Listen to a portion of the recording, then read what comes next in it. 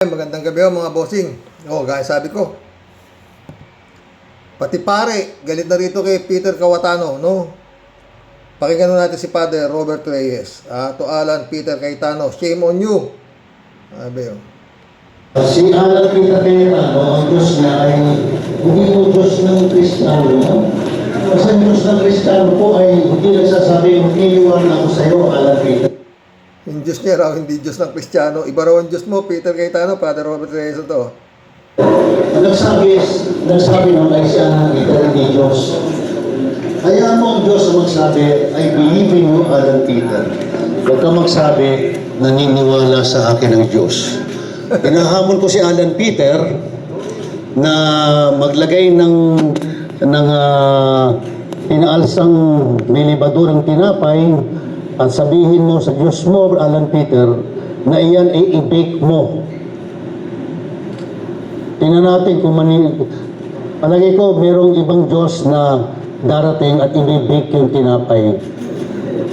Yung sanay na palagi nagpapaapoy. Opo. Nahamon daw niya si Alan Peter na maglagay ng tinapay, tapos sabihin niya raw sa Diyos niya na i-bake mo yan. Palagi ko, bibake ng Diyos ni Peter, yung Diyos na parating nagpapaapoy, si Satanas yun. Diyos din naman Satanas, di ba? Diyos ng kademonyohan. Kaya ito po, naiskandalo kami sa Senado at sa lahat ng mga senador na ginagamit po ang banal na kasulatan. Kala ko, Kaya na sila ay malinis, hindi sinungaling, hindi ganid, hindi... Ba't nga ba ang daming ganyan sa Senado ngayon? Puro mga Bible verse. No? Lalo yung si Joel is Lord. Mahusay.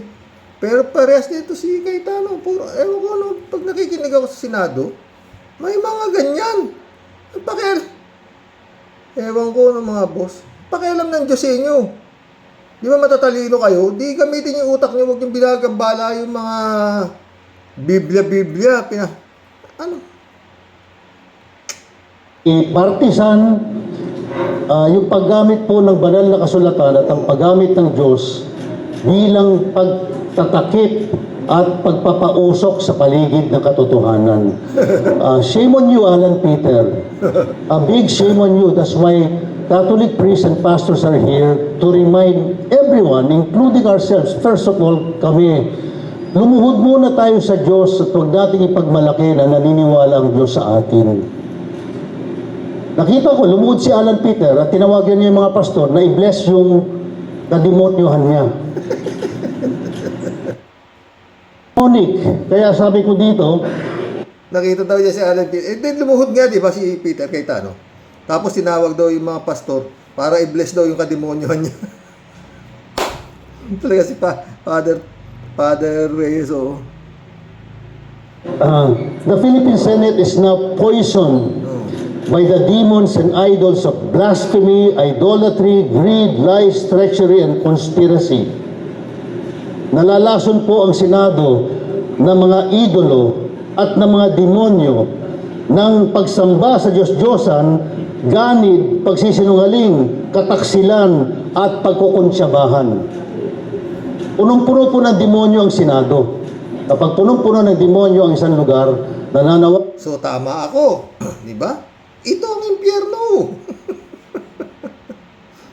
Di ba? Tama ako. Ito ang impyerno, ito na mismo. Mantakin mo, Senado na yan, Senate of the Philippines, punong-puno ng mga demonyo. Kasi sabi ko yan, mga friend. Malas lang, yung mga demonyo, siya pang mga namumuno sa bansang ito. Di ba? Pagod ako sa lahat ng exorcist sa simbahang Katoliko. Marami po. And this is now an official ministry in the Catholic Church.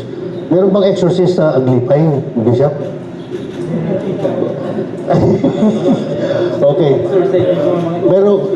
Okay. May exorcist pa sa Evangelicals.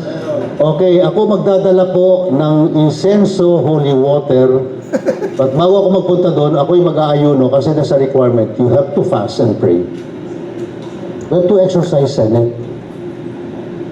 It is possessed. Some of our senators, you look at their behavior, possess. So, Yung mga senador daw, possessed daw kayo ng demonyo. Naghahanap na siya ng ano eh, yung mga magagaling sa na-exorcist,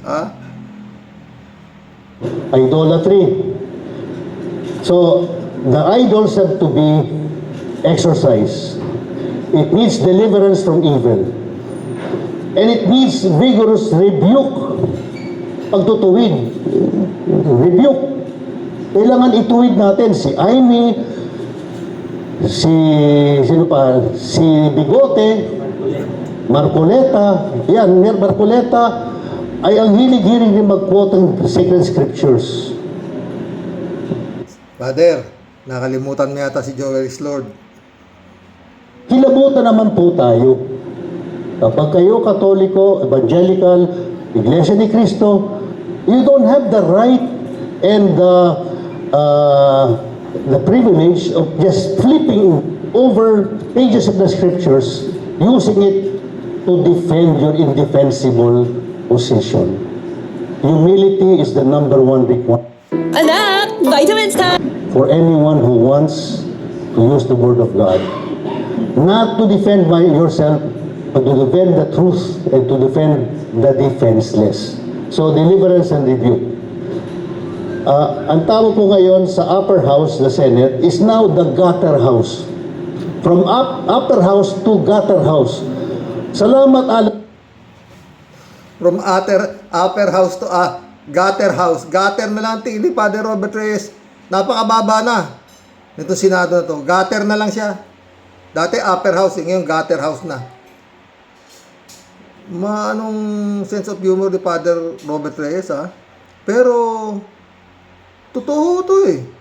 Ba tawag nyo ngayon talaga dito sa Senado na to? Ba, ako nga sabi ko, parang mga ano na ito, gang.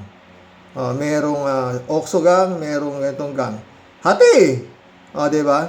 At itong isang, itong si Kawatano na leader ng bahala na gang, pinatitigas pa rin niya na siya pa rin ang hari dahil siya raw may 13. Nakakuha raw siya ng 13 boto. Maski na yung 13 boto niya, nakakuha niya sa hindi maganda. Bakit? Pinapasok niya yung paulit-ulit. Yung si Bato, na nagtatago na ng kalahating taon na pinalalamon ng gobyerno, buong pamilya niya na halos. Sabi nga niya, Actor ni Claire, ginawa na raw negosyo. Ginawa na raw yung Senado, yung anak niya, asawa niya, nandun lahat sa opisina niya, sumusweldo sa gobyerno. Pinapasok ni Kawatano para makakuha siya ng 13. Gano'n naman ang nangyari, di ba? Tuloy, Father. Peter, ngayon ang Senado ay parang nasa putikan. Oh. You are now in the gutter. What have you done to the Senate? Pinag-uusapan po sa buong mundo how shameful and shameless the situation and the people running the Senate in the Philippines are. Tsaka yung Senate, di ba? Senate of the Philippines. Hindi mo yung Senado, kayo Watano. Empleyado ka lang. Public servant nga kayo lahat, di ba? Sinasabi. From President up to the barangay, lahat kayo ay nagpupunta pag idating ng eleksyon, nangangako kayo sa mga tao na kayo ay magsisilbi, magtutulong kayo sa mga mahihirap, pag idating ng kampanya, mayroong pahalik-halik sa bata, lahat ng klaseng kaartihan ginagawa nyo, makakuha lang kayo ng boto. Pag nakaupo na kayo, hari na kayo. Kakahiya po kayo. At the same time, we need leaders to rally us to work and to support each other during these dangerous and difficult times. Ang hirap po ng buhay. Minsan, Dahil lahat ay hirap, maraming nagugutom na. Anong ginagawa ninyo? Hindi pa kayo pumapasok, nagbo-boycott pa kayo ng mga meeting at kayo tatanggapan ng sahod katulad ni Bato de la Rosa. 6 na buwan hindi pumasok, siningil pa yung sweldo. Isa pang nakakahiya, kasuklam na senador. Kaya ako, ayaw ko na po magmukhang kalbo. Napapansin niyo po, unti-unti na po akong tinutubuan ng buhok. At hanggat hindi nahuhuli ang kalbong yan, hindi na ako mag-aahit muna ng aking ulo. Please, Filipinos, may nagsabi sa akin, ang Philippine National Police ay may buong Pilipinas, may barkada si Bato at pinagtatakpan nyo siya. Philippine National Police, do your duty. This fugitive, please, huwag nyo pagtakpan. Otherwise, you should be arrested, all of you. And now it is time for the people to take back the Senate Yun. and to restore its former dignity. Paano? Let us go to the Senate. Tell those senators who are not afraid of us to come out and join us. We will go to the Senate very soon. Yun. We will get the Senate back, restore it to the people. Okay ba yung sa inyo yun? Oo ah. We need to do that now. More than Yun ang sinasabi ko, di ba mga friend? Lalo-lalo na, no? Pag dumating na itong trial sa Senado at inakwit nito mga gunggong na senador nato, si Sara Duterte. May bagong ebidensya na naman, napulot ha? Yung mga ari-arian pala nito ng mga hindi nakalagay sa sali niya, milyon-milyon. Kay Representative Ridon. Bagong discovery daw ho ito. Oo, kung napanood nyo na, ha? Hindi lang, napakarami hong ari-arian yan. At yan nga, sinabi na ni Sonny Trillanes. Oo, na talagang sobrang yaman. Maski nga yung Kingdom ni Kibulog. Hindi ako naniniwala, paulit-ulit na yan, Kibulog. Hindi ako naniniwala.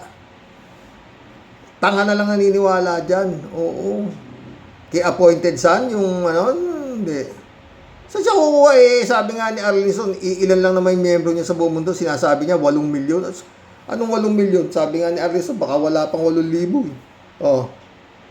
Tsaka yung pinapanood kay Bulog, yung mga naglalagay daw ng tights, yung mga abuloy, lalagay yung mga bata nakapila.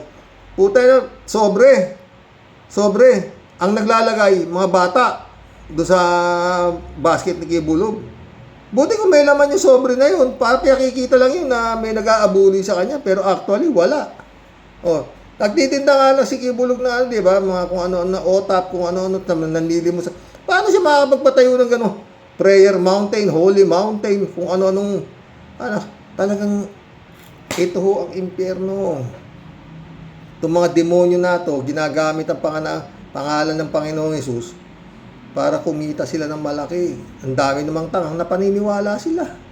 Basta may Jesus napapaniwala ang taong ang katatangahan puta.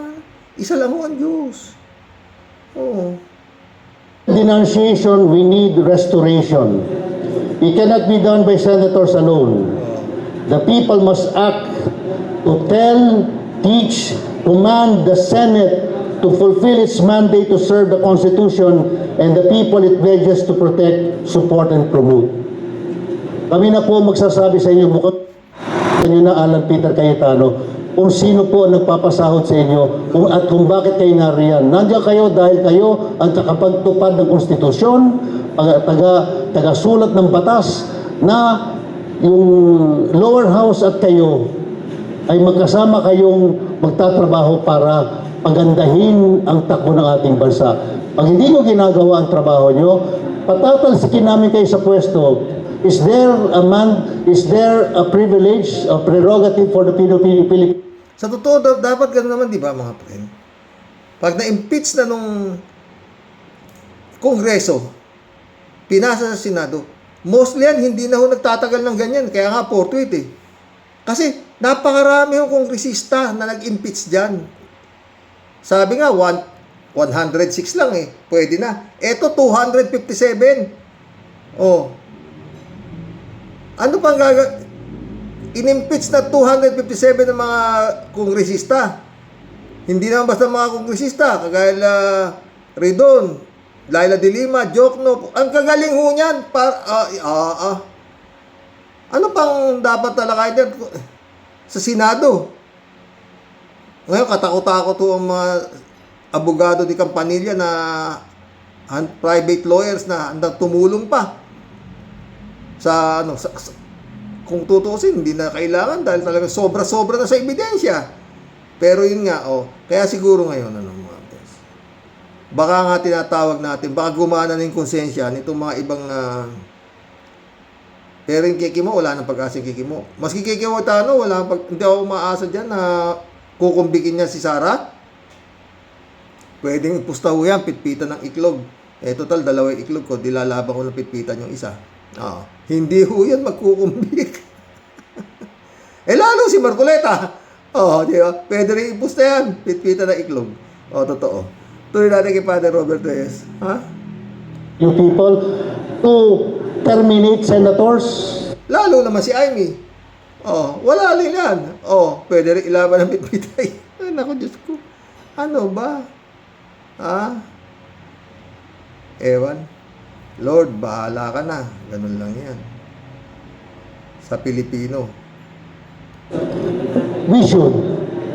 There are already 8 in my list. Lahat na may kaso, dapat terminated na po yan. Yung mga ibang hindi nagtatrabaho, suspended. Pope Leo XIV was given a standing ovation at the Spanish Parliament at the end of the Bernabeu Stadium. Bakit po kahapon si Pope Leo? Dahil hindi po siya trapo. Ano po yung trapo? Palaging pinag-uusapan ng sarili.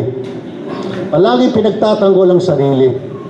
Palaging sariling interes ang inilalaban. Ganon po kayong mga dating majority na ngayon minority na. At sana yung majority, you are not all perfect, I know. Pero sana you are not where you are right now, the new majority, simply because you have ambitions to pursue in the next presidential election. No, this time, don't think of yourself. Think of the Filipino people. Masyado na pong masama ang sitwasyon.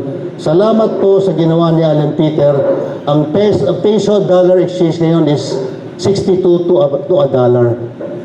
Ang bigas, ang hirap na pong bumili. Lahat po ng bilihin ay napakamahal na. Kala ko, tapis ang... Pasensya na ho kayo. Napuputol. Marami hong commercial na pumapasok. Kaya i-post ko ho. The Pope spoke in defense of human dignity, appeal to dialogue, moral discretion versus technological and digital colonization, anti-immigration policies, and the idolatry of war. He invited all to pray and seek God once again. Yes, Pope Leo, that's why pastors, priests, bishops are here to pray, discern your will, and to act together for the good news that you bring your people. The person of Pope Leo is so full of God's Spirit, inviting all to strive towards a similar life. And this can be done not only in Madrid, but also in the Philippine Senate and everywhere in our country and the rest of the world. Maraming salamat po. Balikan natin to si Sayad, ha? Hindi ko gusto agawin yung posisyon ni Bongbong Marcos. Gusto ko makita ng taong bayan hanggang sa dulo kung gaano ka walang hiya si BBM. Vice, meron panawagan na yun yung mga military officers at saka ibang mga grupo na pangunahan ng daw yung people power.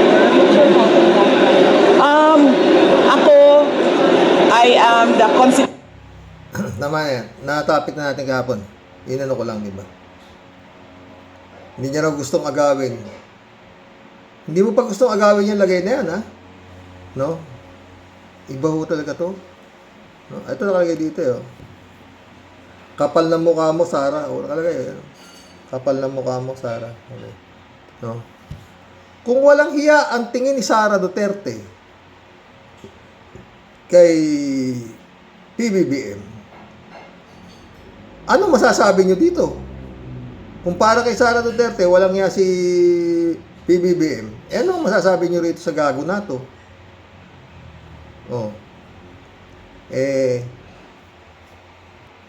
Sino bang Na-impeach, pangalawang beses na i-impeach to, si Sara. Oh, kaya niyang talagang masyado mga palamukha nito, baliw. Oo. Mantakin mo. Gusto raw nilang ayaw niya lang agawin. Ano? Noon niya pa inaagaw, hindi mo nga lang maagaw-agaw eh. Nagmula kayo sa maisog, di ba? Tapos,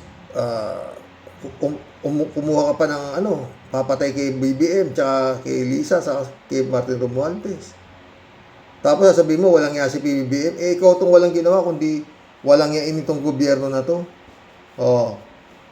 Ngayon, ikaw ngayon, ewan ko mga friend, no, pero paulit-ulit. No? Pag ito hindi na nasawataan itong gobyerno ni PBBM na to, yun ang inutil ang labas nila. Sa gagaling nito mga kinuhang prosecutor na to, mga dikampanilya, ang dami. 11, meron pa raw susunod na bat, sabi ni Congressman Luistro. Wala naman silang sinasagot. Yun ang ginawa nilang sagot dun sa mga akusasyon sa kanila puro pinadidismiss na nila outright sa Senado. Gano? 16 ang abogado nito, dikampanilya raw di ba? Wala mga friend. Pag hindi talaga ito napahinto, ewan ko kung anong gagawin na kay yung kapatid nito, isang ulul din, si Boy Tato. Pinapatawag daw ni John B. Cremulya dahil doon sa ginawang order na itambak lahat ang basura at tambakan ng basura yung harapan ng DNR. Di ba? Ito, Mayor Basti, kakasuhan ng DILG dahil sa pagtapon ng basura sa harapan ng opisina ng DNR. Agree ka ba nakakasuhan si Basti? Abay, dapat lang nakasuhan siya. Ikaw ba naman, opisina mo ay tapunan ng basura, ay hindi ka ba mag-react, di ba? Abay, dapat lang nakasuhan talaga yan, di ba? Mayor Basti, hindi pwede salita lang dyan, Brad. Dapat ituloy yan. Dahil sabi ko pa, Brad, sa buong Pilipinas, yan lang bugok na yan ang nakagawa ng ganyan. Ipinatambak yung DNR. Tambakan mo ng basura. Talagang tambak-tambak yung basura. Gaano kabugok yan? Kung sakasakaling may impeach daw si Sara, makukonvict si Sara, ito raw bugok na ito. Ang papalit, tatakbong presidente. Ano ba yan? Ni Mayor, hindi pwede ito kung tutuusin mo Puta yan Ay, naku tao. Mantakin mo, gagaling ng mga nakalaban nito sa Davao. Puro mga talagang walang manalo dito sa mga bugok na to sa Davao. Bakit? Ano ba ginagawa nito sa Davao? May ginawa na ba matino sa Davao to? Puro pinipapatay yung mga taga Davao. Puro droga. Ngayon, nakaputa na. Milyon-milyon halaga ng droga nakukumpis ka sa Davao. Mismo.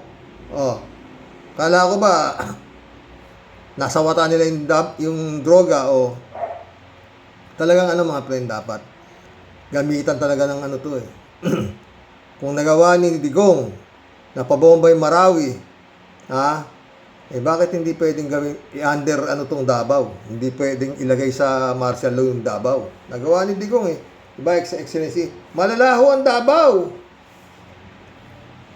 Ang daming armas dyan ng mga high power. Na bago bumaba itong demonyo, nakapagparehistro pa na mahigit 300 high power firearms. Dapat yan, ngayon pa lang dapat natanggal na yung mga lisensya niya, kukuha na dahil hindi naman magiging ganyang katapang ang bunganga nitong mga to kung walang walang ipapangahas na panlaban. Bunganga lang? Hindi. Tsaka yun nga, buhay pa yung Davao Death Squad nito. May naaresto na ba? At karamihan hong hawak nito, mga opisyal ng gobyerno, mga militar. Tingnan niyo yung mga retarded general. Sila ngayon yung namumuno doon sa kasakakakak. Tingnan niyo itong baliw. Ano kaya tinira nito? Lakas tama, sabi doon Ayan Si Marcos, sa pesto niya. I'm using Lord. I'm using you, Lord. I'm calling your name. In Jesus' name. Ibaba mo si Marcos sa pesto niya. In Jesus' name. Hallelujah. Praise the Father in heaven. I am calling your name. Bumaba ka, Marcos.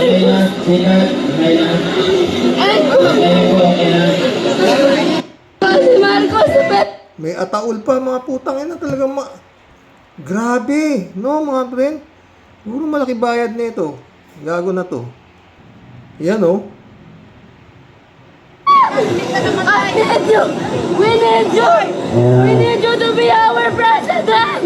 We need you. Oh my God. Ayan, damang-daman ni ate ang pagkamatay ng demokrasya natin. Okay. So, girls, maging ready po ulit kayo. Talagang ano eh, no? Napagharian talaga ng mga baliw. Nung nakaraang administrasyon, no? Pa isang gago. Pilipinas para ang bigas. 5 pesos na lang ang kilo. Tutuhanin ko yan. Kasi ako nang may-ari ng sanlibutan. Pasalamat kayo ako nang may-ari. Ganyan ang gagawin ko. Pilipinas para ang bigas.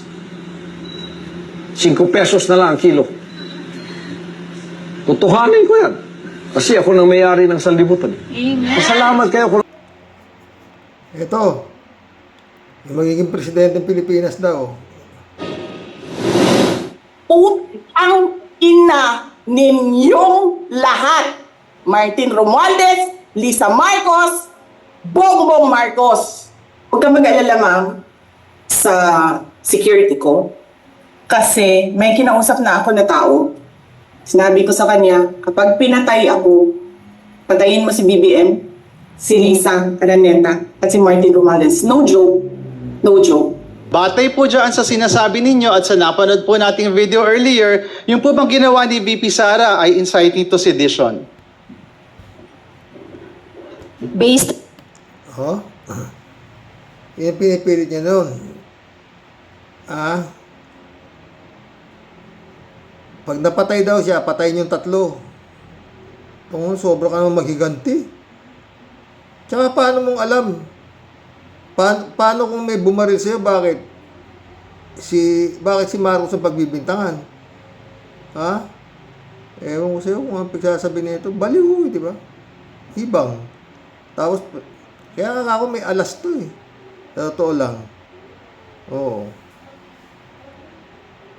On the investigation conducted by the NBI and on the certification issued by the Department of Justice in relation to the Department Circular 20, the NBI submitted, or the complaint referred by the NBI, which includes inciting to sedition, contains all the necessary evidence to prove the essential elements of the crime and should be docketed for preliminary investigation.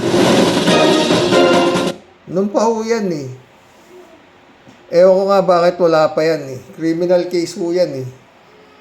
Isinampa ng NBI eh. Kasi nga, di ba, pinatawag yan, panahon pa ni Santiago yata, hindi pa si Matibag. O sinampa na yan eh. Kasi nga, pinatatawag siya para sabihin niya kung sino yung sinasabi nung kanyang ungas na nagsabi, may nakaparating daw sa kanya, na pinapapatay siya ni Marcos. Kaya ngayon, ang gago, sa halip na mag-report sa otoridad tungkol doon sa nasagap na balita nung kanyang gagong, hindi naman gusto malaman ng NBI kung sino yung nagsabi sa kanya na siya ay papapatay ni Marcos. Sa halip na pumunta sa NBI ang bugak, gaano katanga, gaano kabaliw. Aba, naghanap ng assassin. Kumontak daw siya ng papatay kay Marcos para raw siya, kung sakali siya raw ay mapatay, makaganti na hindi raw ginawa ni Ninoy Aquino. Kaya hindi raw nakaganti si Ninoy Aquino nung pinapatay daw siya. Hindi nga matahap kung si Marcos ang nagpapatay kay Ninoy eh. Iba raw siya. Iba si Ninoy, iba daw siya. Kaya pinatawag siya ng NBI para siya sabihin niya kung sino yung nag-report sa kanya na pinapapatay siya ni Marcos.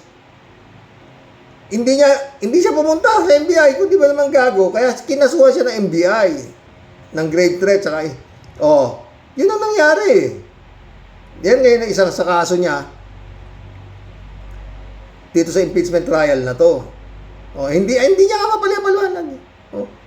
Bakit ka kukodak ng assassin para patayin yung anong rason mo? Yun daw ang rason niya. Na yun na meron daw dumating sa kanyang intelligence na pinapapatay na siya ni Marcos. Kaya kumuha naman siya. Yun ang ganun siya katanga. Buti pa si Atty. Claire, di ba? Nung nalaman na parang may banta sa buhay niya, nireport niya. Pinablatter niya. Si Trixie yata yun, si Suraida, nireport niya. Kasi masama yung banta sa kanya Para kay Atty. Claire, banta yun Kaya pinablatter niya. Pero si Inday Sayad, hindi siya naniniwala sa blatter. Antimano, kumontak na siya nang papatay kay Imelda Marcos, kay Lisa Araneta, Bongbong Marcos, kay Martin Romualdez. Puto, ikaw lang mamamatay, tatlo ipapapatay mo, gaano ka kabugak, di ba? Ay naku mga friend, magkulab na tayo. Wala ako talaga. Basta paulit-ulit, pag yan nakalusot, naku. Ewan ko naman sa Comelec na to. Wala ba kayong early campaigning? Ha? Hindi ba pangangampanya yung ginagawa ni Sayad? Ay nako, ewan. Kulab na tayo mga boss. Hanggang ngayon, wala pa nangyayari doon sa kasong isinampa ng NBI director nung nakaraang ni Santiago. Si Santiago nagsampa Wala pa. Di ba? Ano ba yan? Ang liwa-liwanag na grave threat, di ba? Dapat yan, may warrant of arrest na yan Mantakin mo. Ang liwanag, kumuha ako ng papatay. May kinausap na ako, puta, ang liwa-liwanag di ba? Inciting to sedition pa pala yung kinaso, wala pa rin ngayon. Kulab na tayo. Shout out Patrick. Pag naging presidente si Sara, sigurado laya si Kibuloy. Hindi lang si Kibuloy. Lahat ng mga laya. Sumagot si David, David Allen Mendoza. Di lang po si Kibuloy, kawarrior. Si Harry Rosioke, balik Pilipinas na din. Yan si Bantag, Atong Ang, Bato, at Alice Go, laya na yan. Laya lahat, di ba, David? At magiging laman ng magiging laman na ng Malacanang yan. Tangina, impyerno na ng Malacanang. Kung ang Senado maraming demonyo, ito na naman tayo. Sabi nga ni Father Robert Reyes. Jane Labay na, shout out my friend. Di lang si ni Cinco, walang laman ang kaba ng bayan. Ang taxes to the roof. Ang patayan, normal na. Ang drugs, bumabaha. Ang social media, puro fake news. Ang mga Chinese, labas-masok sa bansa. Ang West Philippine Sea, bawal ang Pilipinong mangisda. Mas bastos. Sa dilang bastos pa ang mga pangapolitiko. Ang pagmumura, inaalmusal na lang. Ang ating utang, maduduling na sa laki. And so on. Sabi ni Jane Labayna. Shout out. Michelle Edwin Mike, shout out my friend. Good evening, Kasani. God bless your family. God bless your family too, Kalat ni Baya. Shout out, Kalat ni.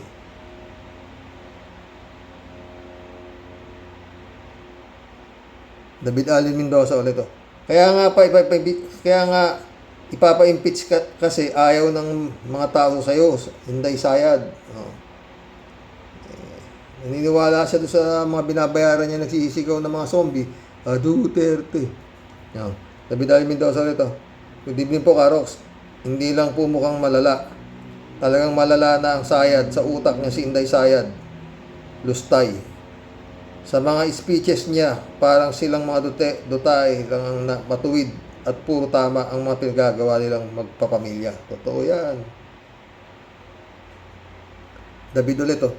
Karox, Paano makakasuhan niya si Senador Dasco? Puro high-ranking official ng AFP ang sangkot doon sa pondo ng bayan na sinabi niyong pasang bilis na yan. Paano nila maiimbestigahan yan? Sangkot yung mga general ng AFP dyan. Patay tayo dyan. Mukhang ganun na. Pero ewan natin, di ba? Ay. Kasi nun, naputol Sasalang na yung sinulas ko sa kalyat chika na yan. Biglang naputol. Sila na law bahala. Sabi nung AFP, puta. Ay, nako. Fidelia Alpilor. Hello po, Sir Rox. Tanong ko lang po, narinig ba ni Inday Sayad mga sinasabi niya? Abay, patungkol lahat sa kanya, ang mga sinasabi niya, talagang kapal na muka. Kapal na mukha niya na at malaking katangahan ang maniniwala sa kanya. Sa totoo lang, Sir Rox, sukang-suka na ako sa pagmumukha ng demonyita na yan. At naku po, Lord, hanggang kailan ganito ang ganitong tao? Patawad, Lord, sobra na po kasi. Ingat, Sir Rox, and God bless us all po. God bless Rodelia. Pastor Jun Lagon, my friend, shout out. Librado Ludovico. Dahil morning, Karox and Tall Warriors. Off volume muna ako, Karox. Nasusuka ako pag naririnig ko ang boses ng Judas at hayop na sarang walang H. Alam naman natin na nuknukan na sinungaling ang lecheng hinduropot na yan. Tinamaan ka ng lintik. Sobrang kapal ng mukha mo. Kaya nililindol ang Mindanao. Gawa ng tatay mong Judas. Naggagaya mo. Nadamay pati mga walang kasalanan, mga mag-aaral. Shirley J. Sir, shout out. Pati hindi talaga sikmura ni Inday Takaw, Karox.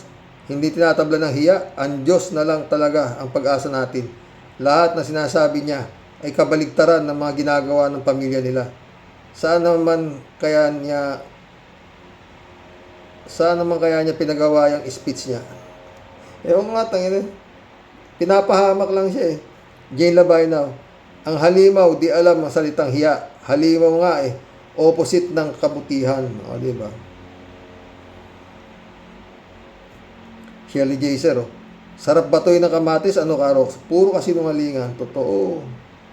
Ramon Valencia, shout out Bossing, yung mga didisyeta puro bayaran yan. Hindi naman magtsatsaga na makikipagtulakan yan ng ganun-ganun lang, plus libre pa patsibog at palamig niyan. Sigurado walang malaman naman po tayo mo. Ramon Valencia ulit Ito naman si Sayad, hindi daw niya inaagaw ang posisyon kay BBM. Hindi ba halata halos kulang na lang ipakulam niya si PBBM, pwedeng kapalit siya kung matetegi si PBBM. Kailangan maghintay siya sa eleksyon kung iboboto siya ng mga Pilipino. Hindi siya dapat makatakbo, friend. Pag nakatakbo to, panalo. Maniwala ka. Ramon Valencia, baka tapos na nga Bossing, sabi nga ni Auntie Claire na pag daw may binabasa ng script si Piatos, magalang at mabait. Ang mga lumalabas sa bibig. Pero pag wala, bastos. Diba? Yun nga Sagot si Jane ulit Pag nagbabasa na siya ng script, pigil na pigil ang sarili. Napakahirap sa kanya pag nagbabasa ng script kasi yung bibig niya gustong-gusto ng magmura. Kaya pagtapos ng kanyang pagbabasa, inahampas ang laptop sa scriptwriter. Sa scriptwriter, binubuhos ang frustration. Galol! Si Sarah, di makatagal ng 1 minuto na hindi bubuga ng asupre ang bibig. Asupre? Di demonyo na to, Jane.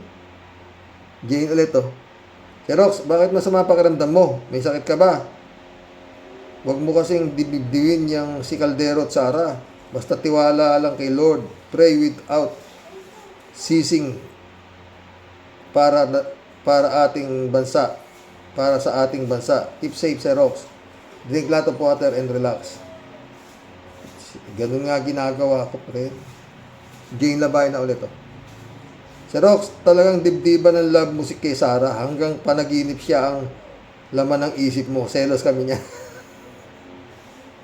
Baka wag mo naman kaming panalo kay Sarah. Mas maganda at sexy kami dyan at di kami nagmumura. Ikaw naman.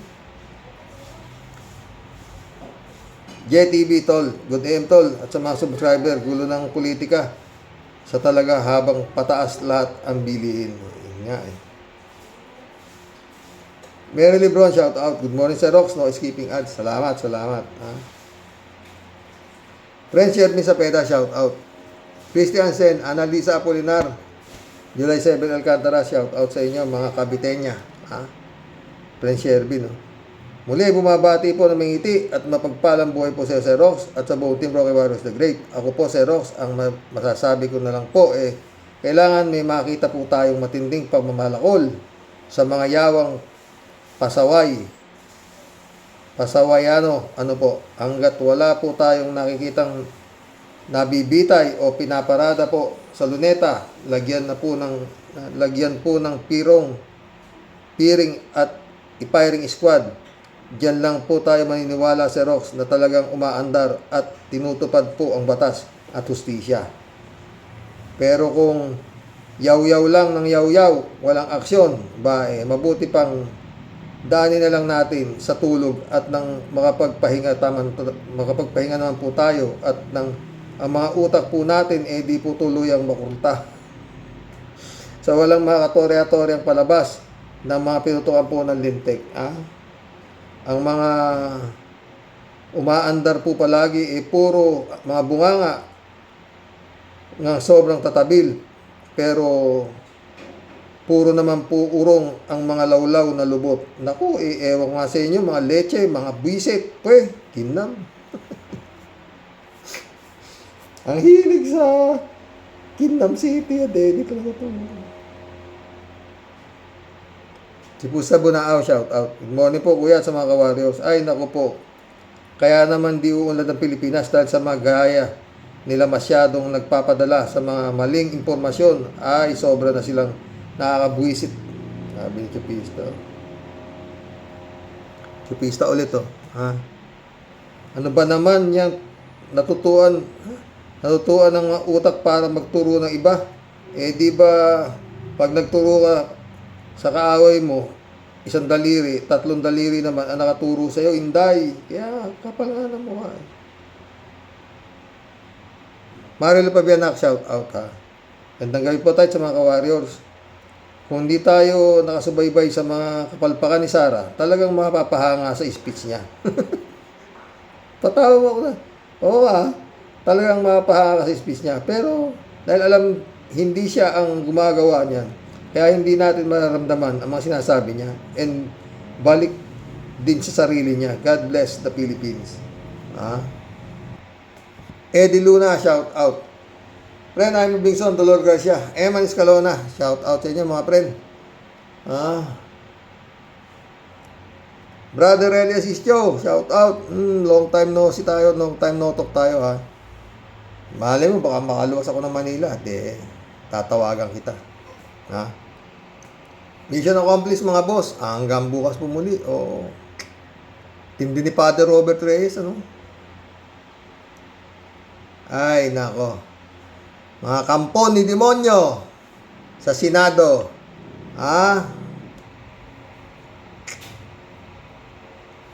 Ulit-ulit. Sabi nga ni Father Robert Reyes, ito na ang impyerno. Yun po ang langit. Kaya itong mga demonyong politiko na ito, pag namatay, dito rin ang kaluluwa nila nandito. Naghahanap sila ng mga pasukin ng mga taong nabubuhay na mahina ang pananampalataya sa Panginoon. Kayang-kaya nilang magnakaw ka. Manggahasa ka. Magpakamatay ka na. Dapat may magbulong dito sa mga demonyon to mga politiko. May mga politiko nagpapakamatay, mga friend, di ba? Nagbabaril sa sarili. Pinasok ng demonyo. Malay mo. Sino isa nagpakamatay? General pa yun. Reyes ba yun? Baril. Di ba? Malay natin, di ba? Pero paano papasukin ng demonyo? Ito talagang mga demonyo na ito, mga hayop na ito. Magandang gabi po mga friend. God bless. Dasal na lang tayo parati.